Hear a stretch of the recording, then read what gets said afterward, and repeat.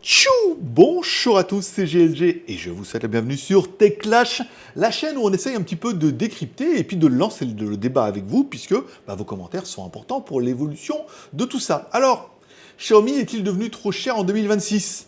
Car oui, depuis 2012 et le Mi Wad, l'incroyable évolution des prix n'a fait que d'augmenter. Bon, en même temps, c'est l'inflation. Allez, aujourd'hui sur TechClash, un sujet qui parle énormément parce qu'on parle de Xiaomi. Car oui, je l'ai connu depuis ses débuts, et beaucoup d'entre vous aussi. En 2012, quand Xiaomi lançait le Mi One en Chine, oui, j'étais sur place. Je faisais déjà mes vidéos depuis Shenzhen vers la France. On achetait les téléphones sur le marché chinois, on flashait la ROM française, on préparait les colis, et on envoyait ça vers la France.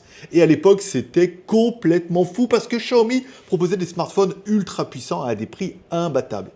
Et aujourd'hui, en regardant Xiaomi France, je vois Xiaomi 17T à partir de 703 €, Xiaomi 17T Pro à partir de 903 €. Et la vraie question c'est, est-ce que Xiaomi est devenu trop cher en 2026?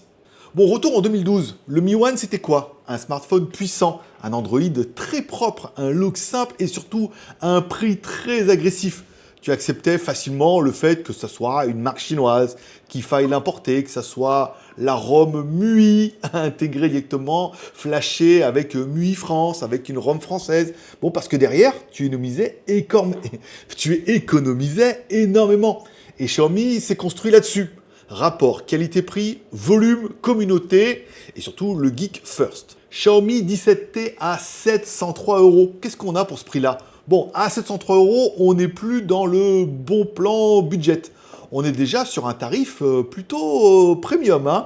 Et pour ce prix, Xiaomi te propose donc un écran AMOLED haut de gamme, la recharge rapide, un design premium, de la photo Leica, une grosse batterie, une finition moderne. Clairement, le téléphone, je trouve pas qu'il est beau, on dirait un iPhone un peu plus cheapos, mais enfin bon, c'est peut-être un petit peu la tendance 2026. Bon, il fait premium, il donne envie, et sur la fiche technique, c'est cohérent. Mais 703 €, ça fait un peu réfléchir.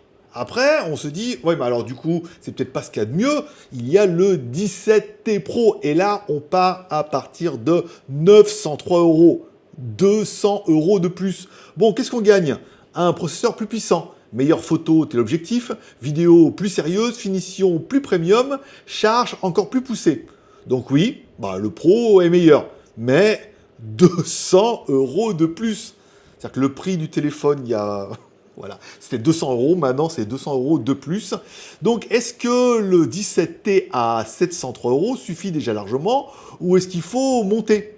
Face à ça, on a par exemple Samsung, une marque quand même beaucoup plus établie. Là, ça devient intéressant. Entre 700 et 900 €, Samsung arrive avec par exemple le Galaxy S FE ou le S classique selon les promos. Tu retrouves un très bon écran, un très bon logiciel, une marque plus connue, une excellente photo et une grosse valeur à la revente. Et beaucoup de gens vont se dire, à un prix proche, je préfère quand même prendre un Samsung. Parce que le confiance en la marque joue énormément. Sauf si vous êtes très affilié Xiaomi et que vous voulez acheter tout ce qu'il y a.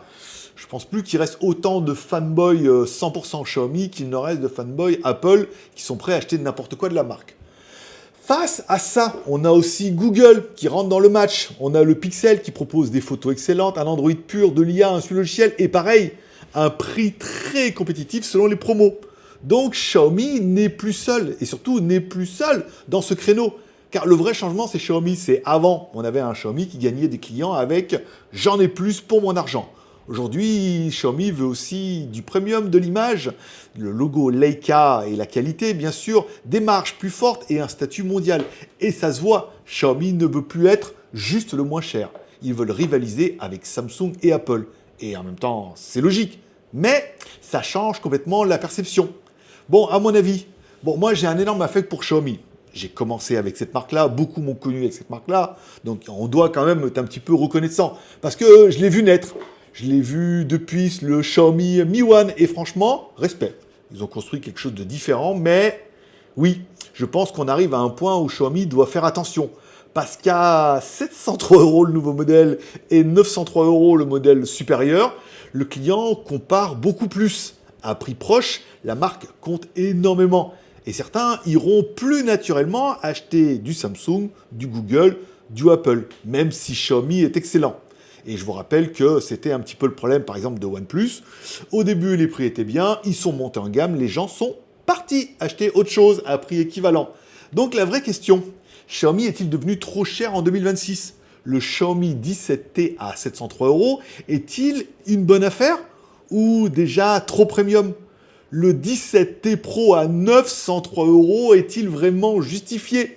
Ou alors son prix est beaucoup trop proche de smartphones Samsung ou de Google? Dites-moi ça directement dans les commentaires. Vous mettriez 703 à 903 € dans un Xiaomi aujourd'hui? Ou vous préfériez plutôt vous orienter vers une autre marque? Ou alors payer moins cher d'autres marques plus outsiders comme alors Poco si on reste chez Xiaomi ou on a Realme aussi qui est très très bien positionné. Voilà.